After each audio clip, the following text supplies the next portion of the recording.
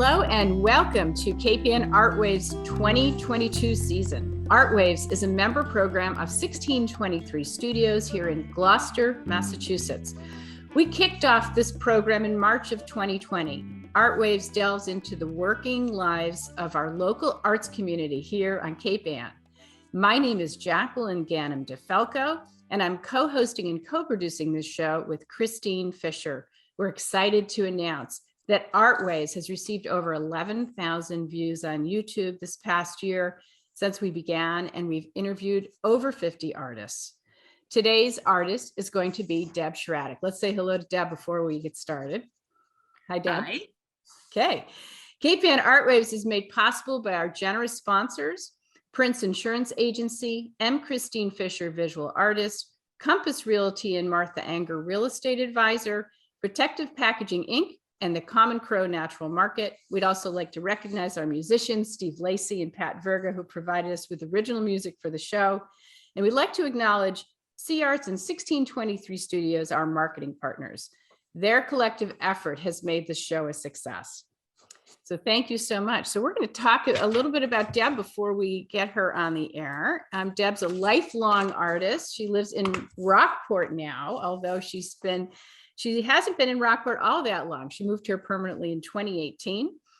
She's known for her watercolor work with its vivid color and unusual detail.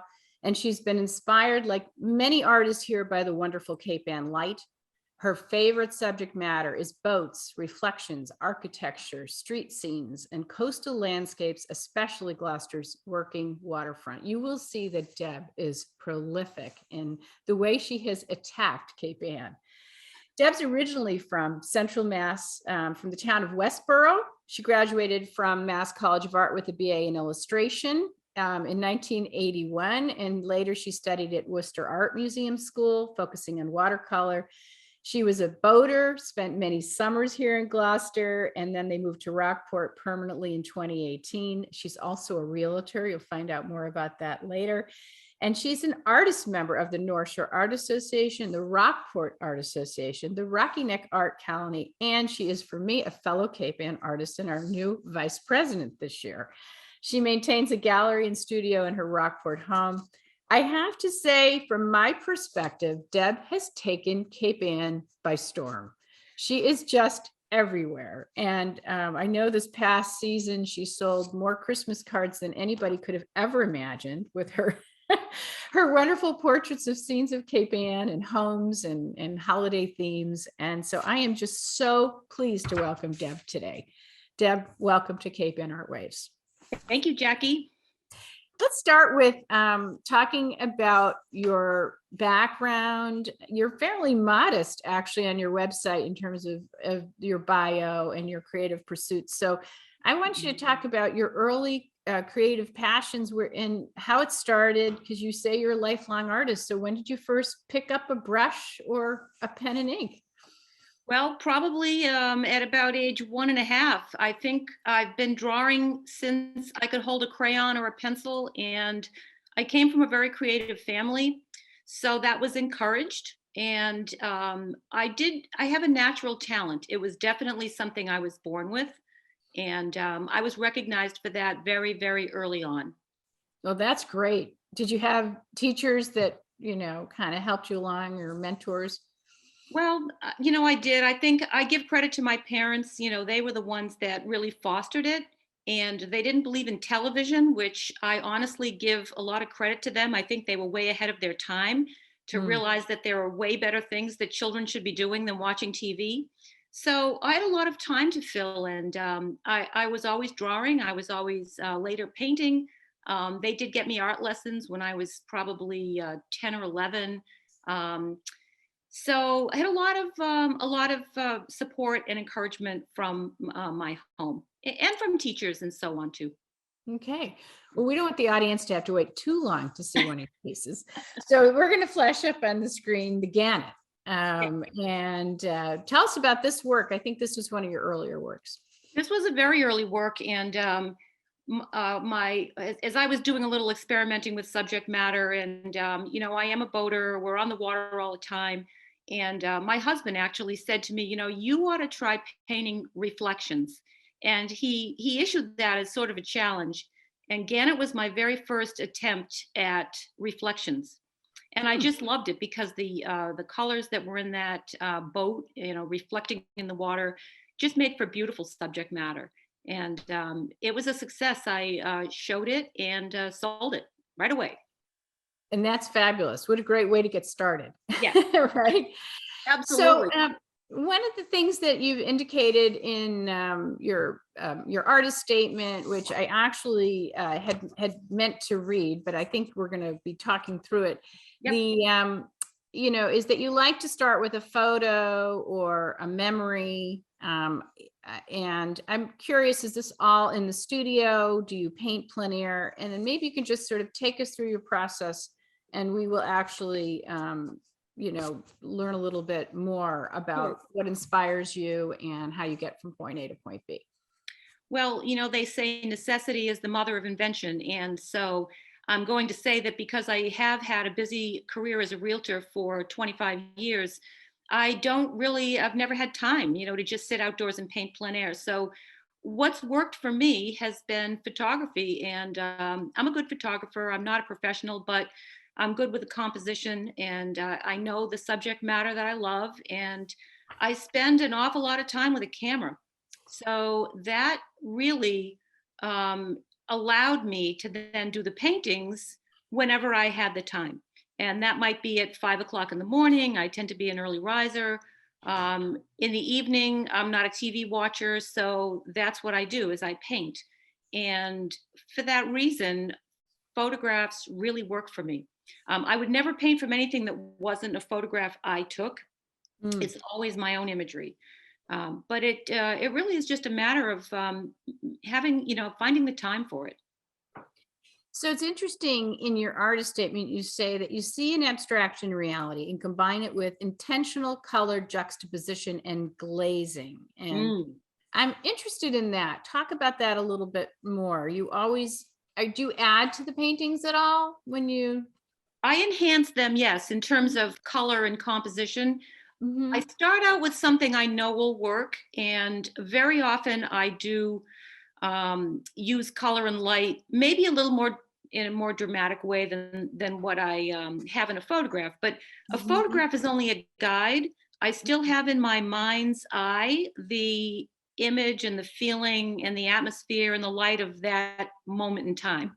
And that's another reason I love photography, because everyone talks about the golden hour and how the light is so perfect at a certain time of the day, especially on Cape Ann. Um, with a camera, you get it. You capture Mhm. it at that exact moment when it's perfect. 5 minutes later, it's gone. Right. So that's really, the photograph is the baseline, but I use my own imagery and memory to bring it to the point where it's what I want it to be. Excellent.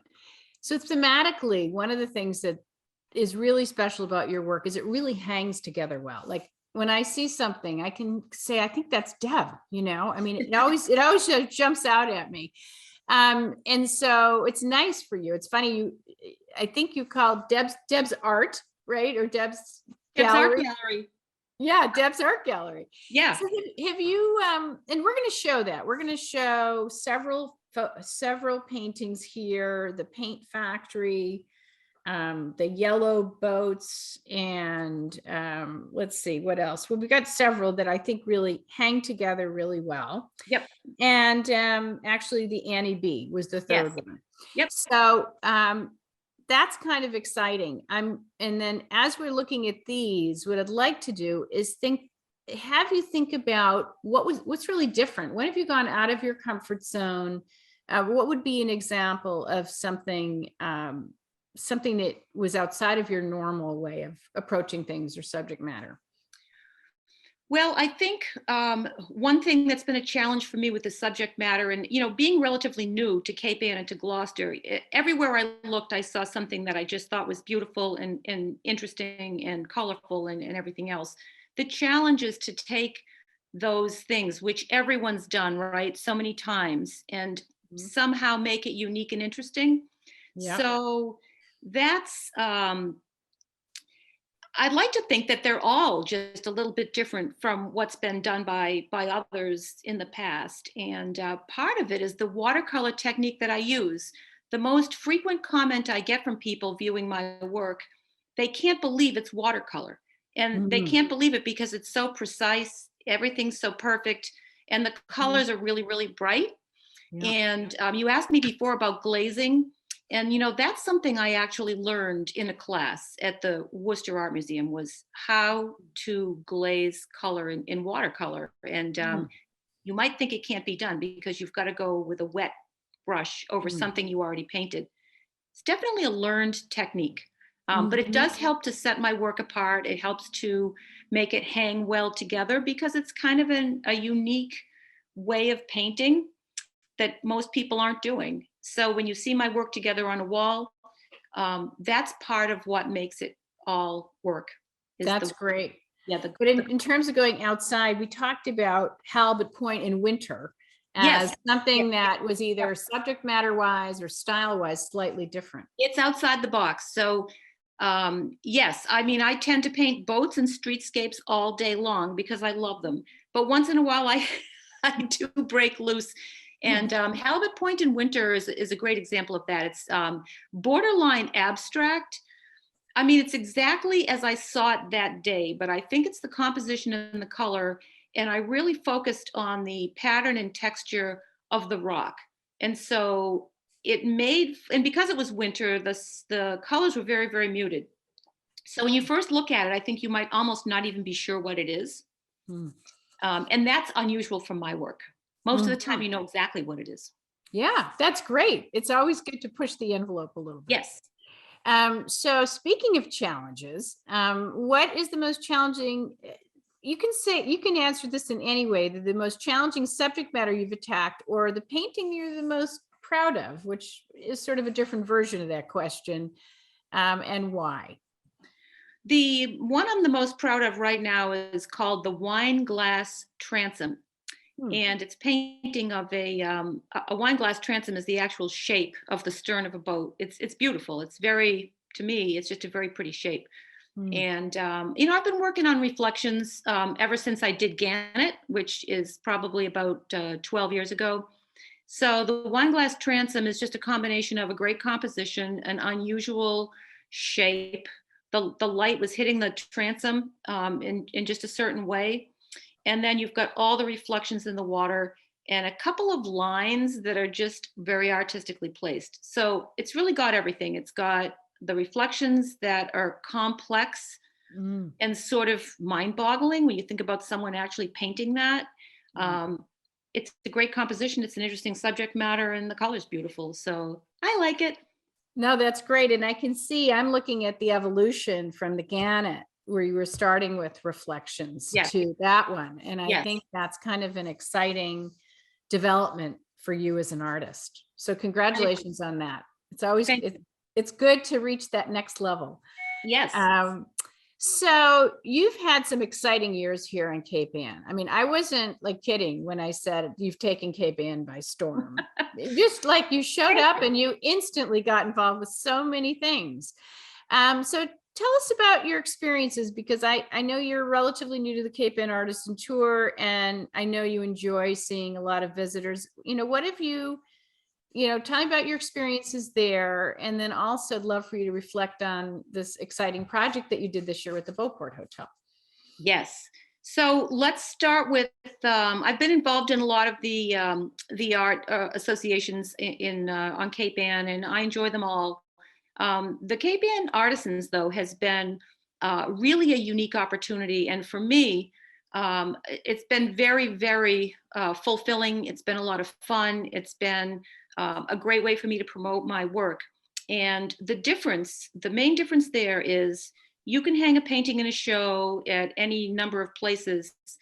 And there you are with your one painting on the wall with hundreds of others all around it. But with the Cape Ann Artisans, you're in your own environment, you're in your own studio.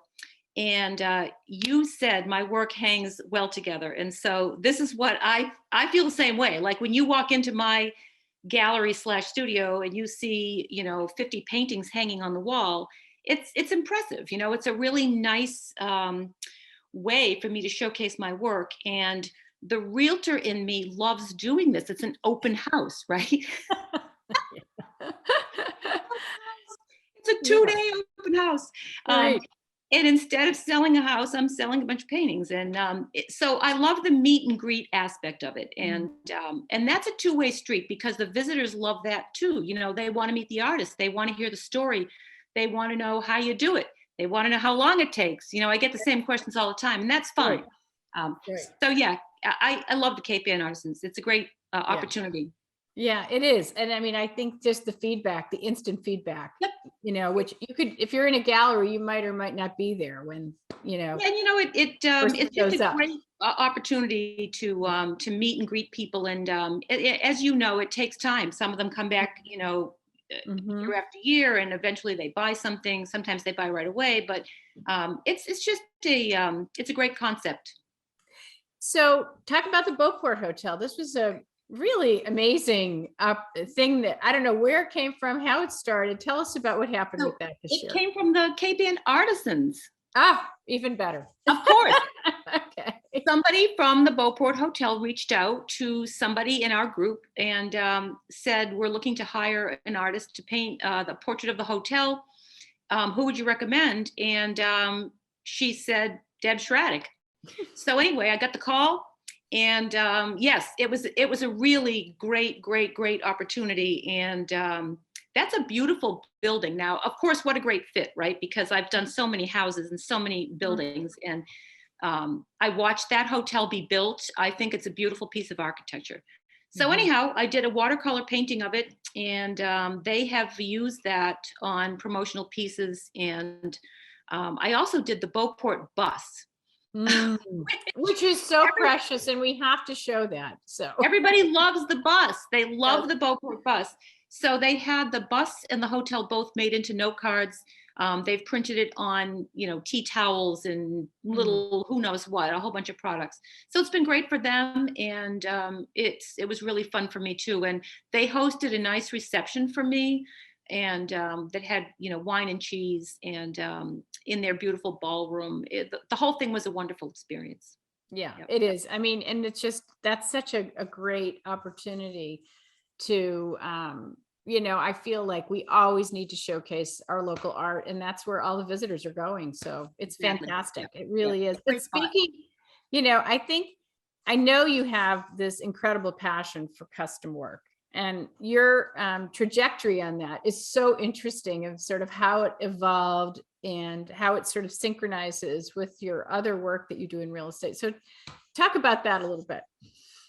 Well, 32 years ago, I was home with a new baby, and you know, I had been in real estate, and I had found that a picture of the house made a great gift for a buyer or a seller, Mm. and it was something I could do that was unique, and people just loved it. So over the years, it started out with real estate and realtors hiring me to do pictures of the houses they were selling. All through the years, as I've helped people buy and sell, they always get it as a gift. And people saw them because they always hang them in their front hall, and then their friends come over and they see it and they said, "Who did it?" It's been all word of mouth. And it's been about 32 years, and I have done hundreds and hundreds and hundreds of pen and ink home portraits, and I love doing them. I'm sad when I don't have one to work on, so I love that. Well, we're going to show one that you recently did for yeah, a home on the back yeah, shore. yeah. And I'm really happy to do them, and you know what? They make a wonderful gift for pretty much anybody. yeah, And I also do them now in watercolors, so I love commissioned work. I know some artists don't want it, but I do. I'm yeah. happy. Well, that's great. And you know, with this crazy real estate market, Deb, you should be never putting down your brush. Right? I know. Exactly. And we know that this real estate's been a big part of your life. Obviously, you've, you know, kept your art up all these years, but you know, the business side, the commercial side of art is important. I mean, Yep, we really, there's nothing like selling a piece of your own artwork. that's right. Do you have any advice for other artists now that you've been at this for a long time and have enjoyed some success? Well, my art business has grown. In some ways, it has grown out of real estate, but don't forget all the boat, all the other subject matter that I Mhm. do really arose more from my love of being on the water Mm, and just being inspired, by Cape mhm. Ann. I mean, it's just such a beautiful place.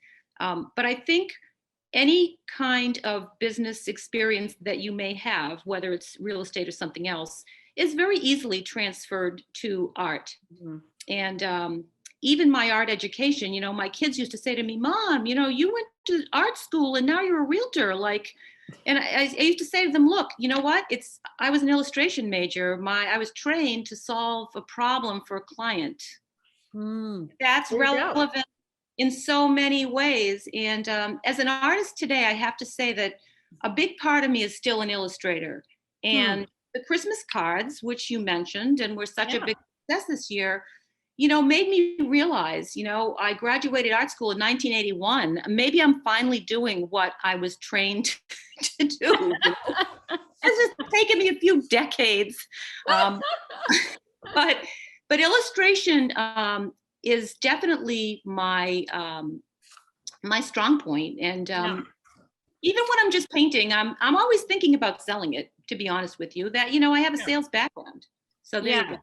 Yeah. Well, no, that's great. And I think you're particularly skilled in some of the online tools, which has been helpful. And so probably this is a really good chance for you to mention how you'd like to be found.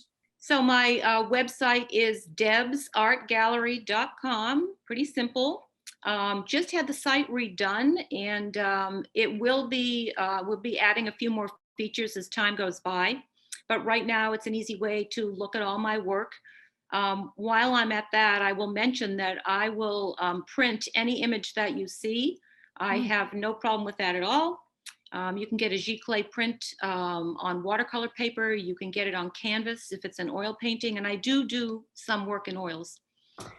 So yeah, so check it out. I'm on Instagram, also at Deb's Art Gallery, and Facebook at Deb's Art Gallery. And Okay, I regularly post my work and also my photos, so you can great, get an idea of where the artwork comes from. great. And then I know you're away right now, but when will you be back in your gallery that people can stop by? The gallery is by appointment. So the best thing people can do is reach out to me by email or text or whatever's your favorite way to get in touch. And I'll schedule a visit for you. It's set up all the time, but it's in my home. So it is by appointment. Yep. Okay, great. Deb, thank you so much. That was so helpful. Thank It's you. really fun to hear your story. And we're going to be sharing your story all over the place. And I just want to mention that this will be on 1623 Studios on the cable channel. And then, of Okay. course, all the information is available on the 1623 website, the YouTube playlist for Cape Ann ARTWaves, on Facebook, on Twitter, and it will go out in the CArts weekly e-blast. So we encourage our viewers to sign up for the CArts e-blast, and then watch out for us on channel 12 a couple of weeks down the road. And we really thank you again, Deb, and thanks to all our viewers for Cape Ann. You're welcome. And don't forget to come see me on the Cape Ann Artisans Spring Tour coming up in June. Great. And thank you to our new sponsors who have joined us this year and our returning sponsors. And that wraps us up for this episode of Cape Ann ARTWaves.